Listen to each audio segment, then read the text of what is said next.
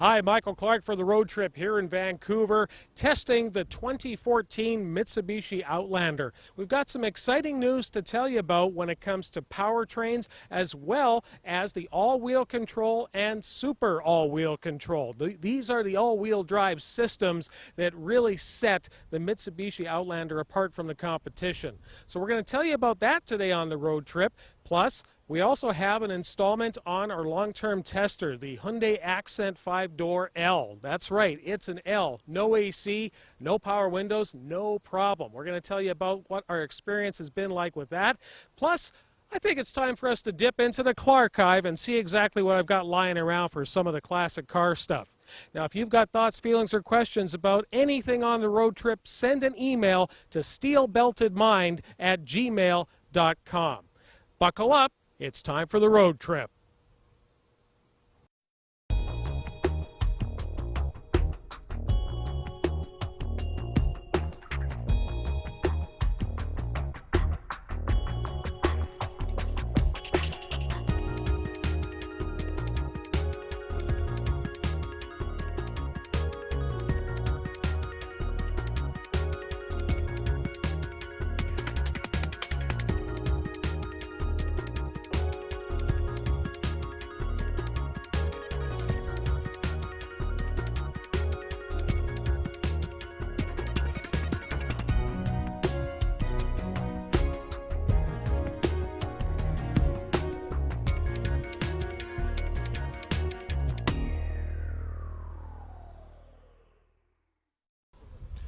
Well, this is the basically a fourth generation, if you will, although it's a third generation of the Outlander. It's the fourth iteration of the front end and the styling cue that we had.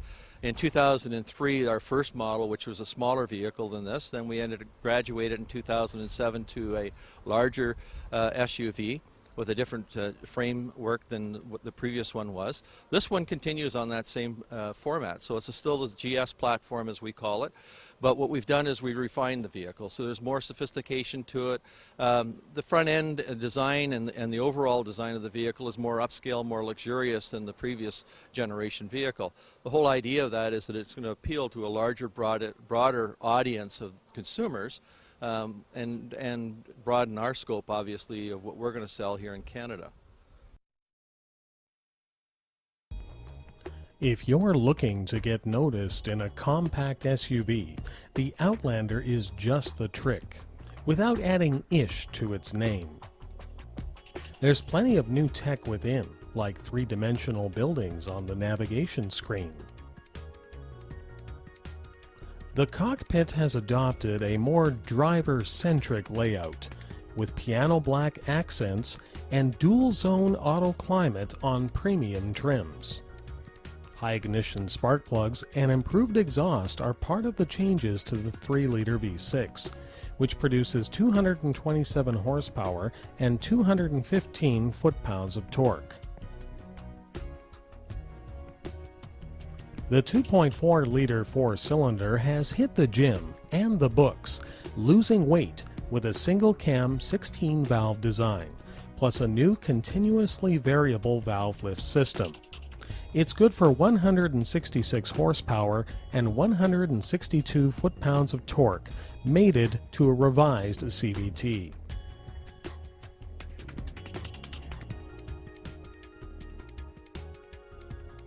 The cargo area is ample, even with a Rockford Fosgate woofer. The cargo cover can also be stored beneath the floor. Soft touch materials abound on door panels and key touch points. Cruise control and Bluetooth are just part of the impressive list of standard equipment for Outlander for 2014, with available adaptive cruise control for following ease. All V6 models use a Sportronic 6-speed automatic with steering wheel mounted paddle shifters. Pricing for the ES trim starts at $25,998 for two-wheel drive and $27,998 for the ES four-wheel drive, better known to Mitsi fans as all-wheel control equipped. The top of the line is the Outlander GT with super all-wheel control and navigation. The MSRP is $38,728, which includes adaptive cruise control, forward collision mitigation, and lane departure warning.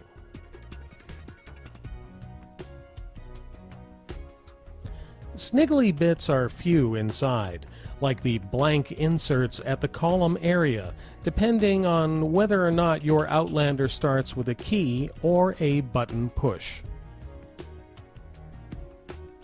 Textured carbon fiber look trim is a Canadian exclusive, with U.S. Outlanders choosing the plastic wood grain instead. As far as the road trip is concerned, another reason to be a proud Canadian.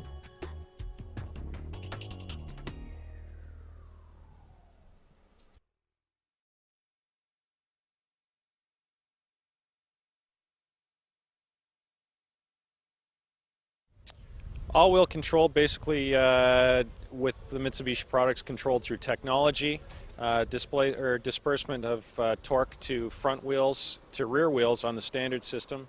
SAWC takes that one step further and controls from left to right as well as front to rear. Great for any traction situation, whether it's in the winter or whether you're on a dirt road. Allows to give you a little bit more control of your vehicle, handling your vehicle. The road trip choice for four-wheel grip is the Outlander's new for 2014 Super All-Wheel Control. There's 4 switchable traction modes: Eco, Normal, Snow, and Lock. The Lock mode isn't just for low speeds. It can supply a 50-50 torque split even at highway speeds. A hill descent switch is missing from the dash, but don't tell the Outlander. Fact is, it doesn't really need it. The active front differential allows power to be sent to the left and right sides of the front differential, depending on the need. Managing this split of power is how the Outlander takes slippery corners in stride, instead of relying on automatic forms of braking. For around $32,000, you can get the V6 Outlander with the standard all-wheel control system. In the land of compact SUVs, Outlander V6 provides a 3,500-pound trailer towing capacity. Now that's what we call a good long weekend.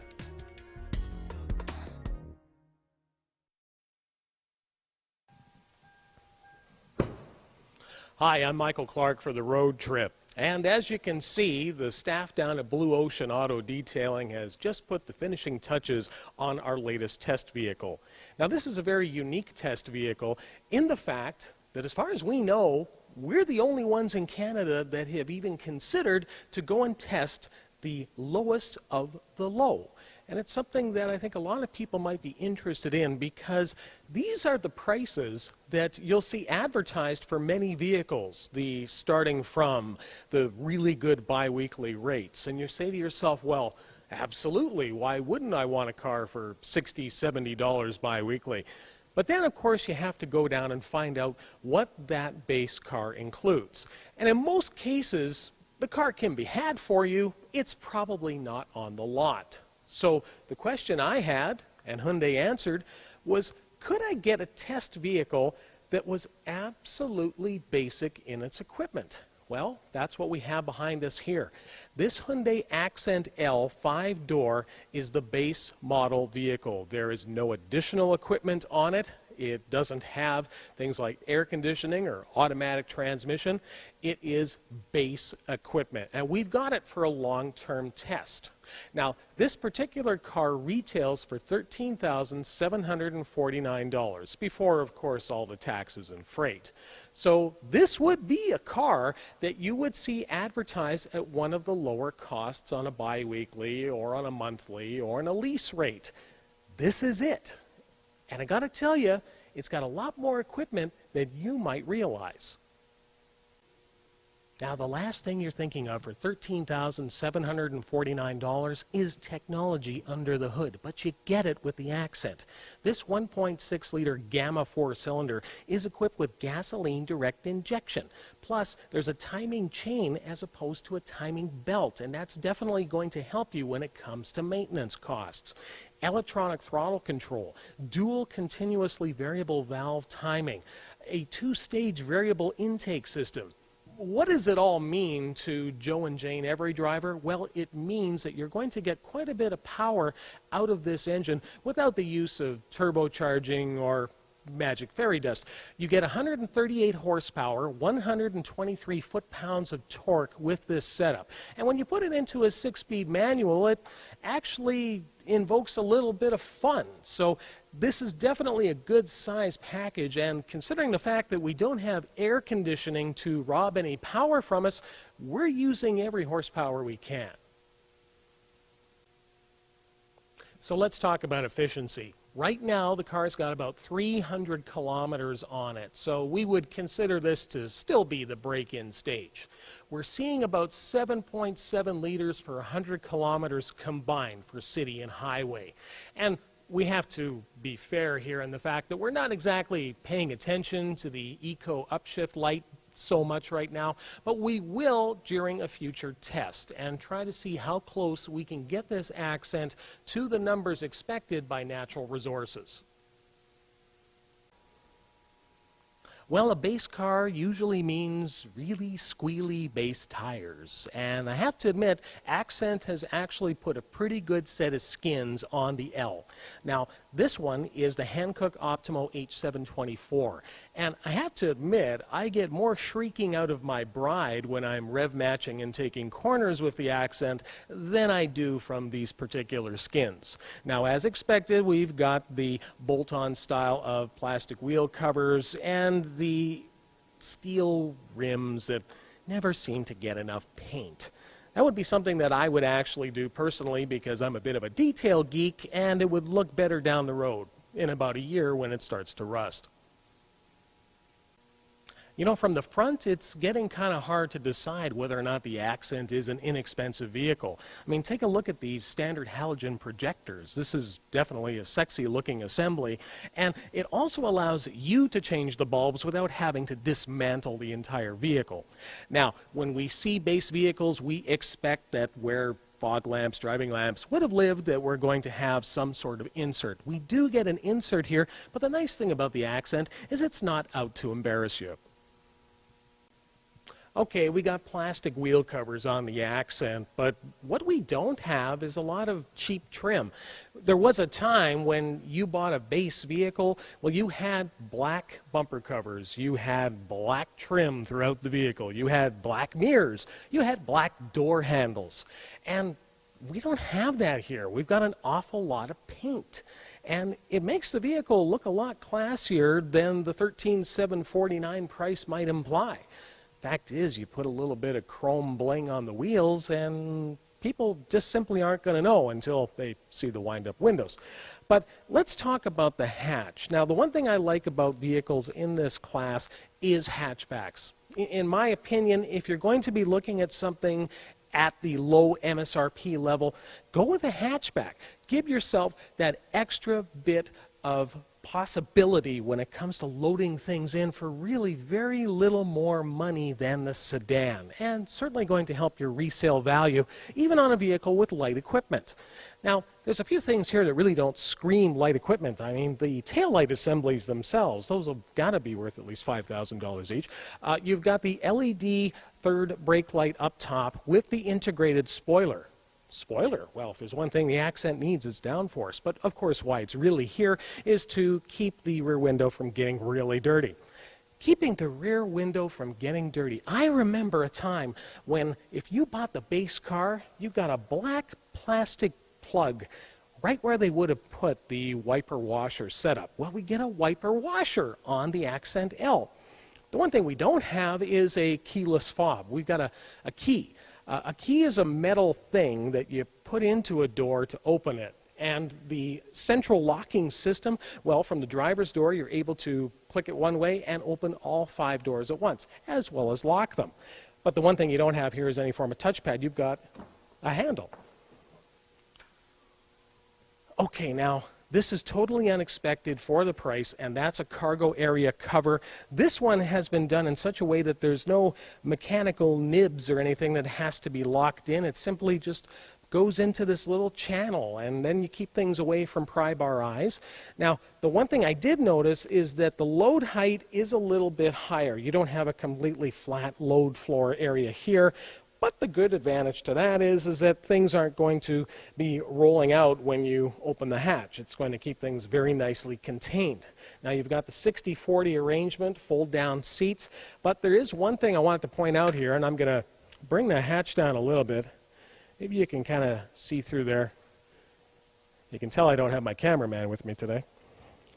Okay, let me do this. You'll notice that we don't have the headrests in, and that's actually one of the first things that I removed on the car. Something to think about when it comes to any car that you're looking at in these classes, because to give it good rear crash protection, a lot of manufacturers have had to improve their headrest design. So if you've got people back there, use the headrests. If you don't, take them out.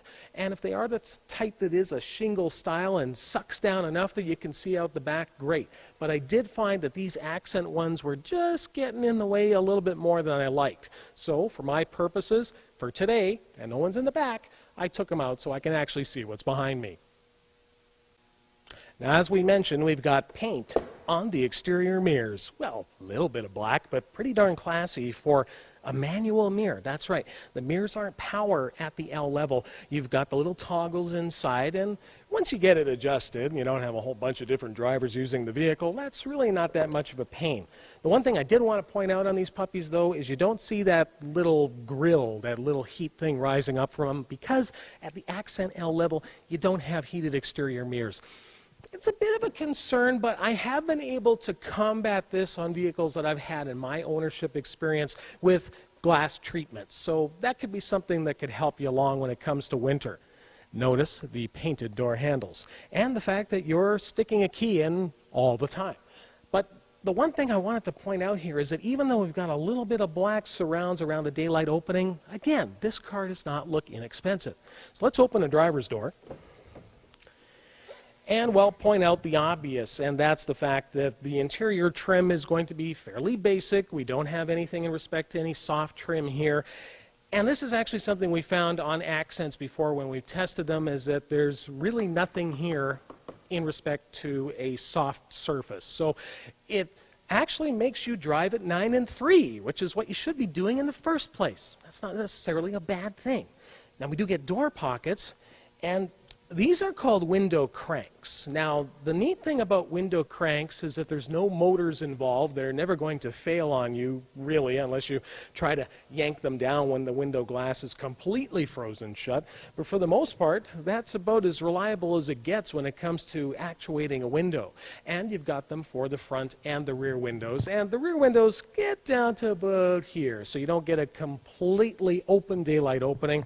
But the one thing that I did want to point out is the locks, because when you get inside the vehicle, just simply flip them forward like so from the driver position, locks all 5 doors. Now, take a look at this steering wheel, because when's the last time you've seen a steering wheel that had nothing on it? That's right, all it's got is the horn. That's all it's here. We don't have cruise control. We don't have audio controls. We don't have adaptive cruise control.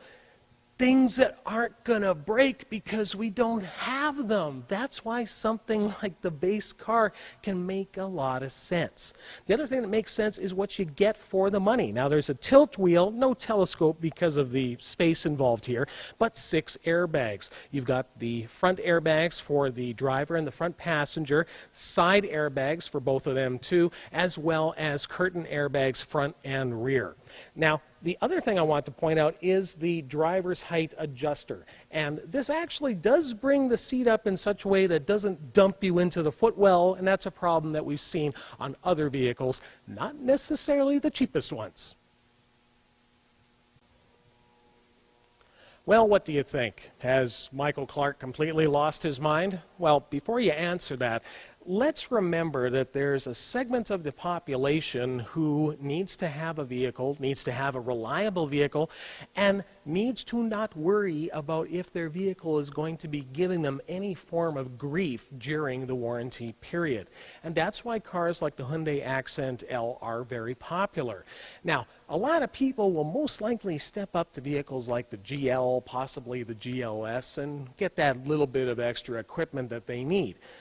But there's a lot of people out there who like having the base car, and I have to admit that I'm one of them. And when you think about the things that aren't going to go wrong or ever have an issue on the vehicle because they're simply not powered, something like this is starting to make a lot more sense. We've come now to a time when these vehicles from the outside do not look inexpensive. They actually look quite well equipped. The only giveaway is plastic wheel covers and slightly lower tire and wheel combos. So to look at the vehicle, it doesn't look $13,749.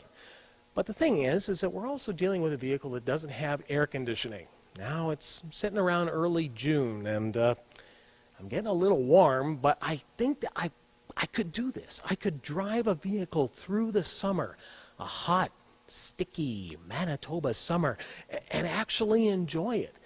Is there something that we're missing by having these vehicles with automatic climate controls, not being able to put the windows down because the aerodynamics wouldn't contribute to an enjoyable open-air driving experience? Well, that's part of having a vehicle for a long-term test. I'm going to tell you at the end of October how well this vehicle did. But we're going to stop in every now and then and give you some updates because it's definitely doing the job so far for the A to B transportation. Now, if you got thoughts, questions, or concerns about anything to do with the Hyundai Accent L or anything automotive, send me an email at steelbeltedmind@gmail.com. And listen to The Road Trip every Saturday from 10 till noon on 680 CJOB. You can listen online at cjob.com. I'm Michael Clark. For The Road Trip, keep the shiny side up and the rubber side down.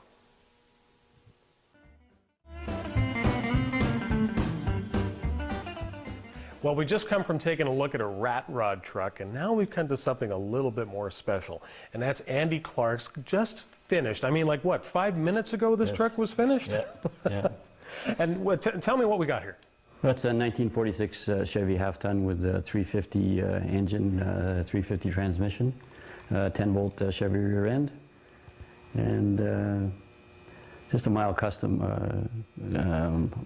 engine. It's equipped with air conditioning. Well, what's really striking me here is the color choices here because, you know, I don't think I've ever seen one like this in life. So tell me a little bit about what the choices were and why you went with this theme. I think it's one of those things that I hate to say that I didn't leave the other boss out, the big boss out, the wife. And you know, it's like when you go to pick out kitchen colors. It's we had made some choices, and we had a darker green and a little bit of a darker green on the outside. But what happened there, when I brought the truck to Jamie to do the painting, they weren't making that one product of paint. So Jamie looked at a few choices of colors, and he came up with the light color is the 2000 Volkswagen, and the dark color is a 2000 Jetta. Now that would be Jamie Johnson from the Hillbilly Garage, which we're actually in right now. That is correct, Jamie Johnson from the Hillbilly Garage. And now what's really interesting here for me is that, like, you know, green is not necessarily for a lot of people where they go for something like this, and I have to admit it's really nice to see the two colors working together so well. And the other thing was that I should mention is that the ownership on the tag numbers on this was the original color for the truck was a dark forest green. So in a way, you've kind of paid tribute to that? Right, and other than putting the black fenders, when they were original, they had their body was dark color, where the red, green, and the fenders were generally black. Okay. So we just we liked the green color, but it was more on the running boards. We wanted something lighter, and the fenders a little bit lighter. So I see you went with the lighter green for the wheels, basically the typical rallies. But you know, I got to tell you, this oak box here, it's really popping. I got to ask a little bit about that. Now, was this a kit that is readily available for this? yeah, this is a kit that I bought at the Old Car Center in Langley. you see? And it's basically, they send you the boards, and you take it and sand it, and then apply Varathane on it there. So this one here has got, this top surface has got 6 coats of Varathane, and the bottom has got 4. Well, and the stainless steel ribs really finish it off. Yeah. Let's take a look inside the cockpit here. Looks to me like you got an I did it column in there. Yeah, it's an I did it column. And what do we got there for gauges? VDOs? Yeah, VDO gauges, and it's low car shifter with the floor, with the handbrake. And the air conditioning system, you went with vintage air? That is correct, with vintage air. So you actually do a lot of, or had done up to this point, a lot of touring with the truck. Was that the intention with the air? And the first time that I had actually driven this truck was when I moved from Winnipeg to Beausejour last year in probably October. It hasn't seen the road since 1997. It hasn't been on the road. Well, the interesting thing about this story here too, Andy, is I understand that you helped out with a lot of the preparation and getting the truck ready for the picture that we see today. That's correct. I did, you know, with the help of Jamie, and he showed me a lot of things to do. But I mean, I give him a hand, get some of the grunt work done. Well, how important do you think that is for somebody to have their car and basically be able to put that type of elbow grease into it? Well, I think when you look at it, I mean, it's like you buy a vehicle, you can buy one already built, and it's got everything you want in it. But what did you do to it? Well, in this case, you can help. To me, it's Jamie did the painting and he did other things, but I mean, all the way through the steps, I was in the process of helping. It was a hands-on thing. To me, it's more important that I contribute to the building of the car or the truck. So now that you had the chance to do that and you learned what's involved, do you have a better appreciation for the guys who make their living and scuffing themselves on stuff like this? I think Jamie and I have had numerous conversations as to I don't know how he does it, you know, when he does the work that he does. I mean, he spends hours, and I mean, I come here at 9:30 and leave at 6:30, and he's still working until 11:30 and sometimes later. So, but I mean, yeah, there's a lot of hours put into it, and I mean, I don't think people, like you say, really appreciate it. But you know, when I look at it now, I know if somebody said to me, well, that's easy done, I would say to them, yeah, well, go ahead and try and do it and see how easy it is before before we start talking.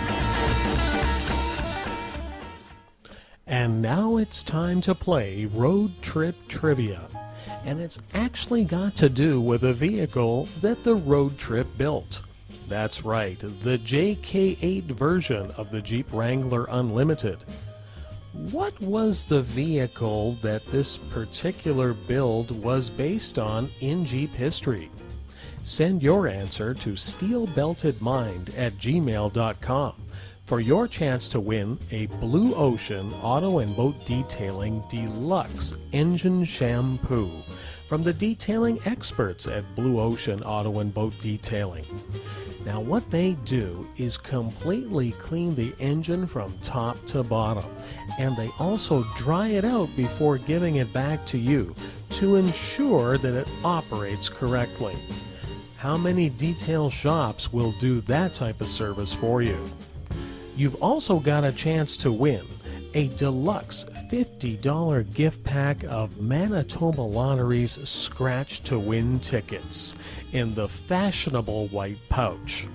Maybe you'll win enough to get a shiny chrome grille for your truck, or maybe a truck with a shiny chrome grille. Now exercise your scratching fingers and your keyboard ones and email us your answer at steelbeltedmind@gmail.com. Make sure that you include all of your contact information. And stay tuned for our updates on the Hyundai Accent.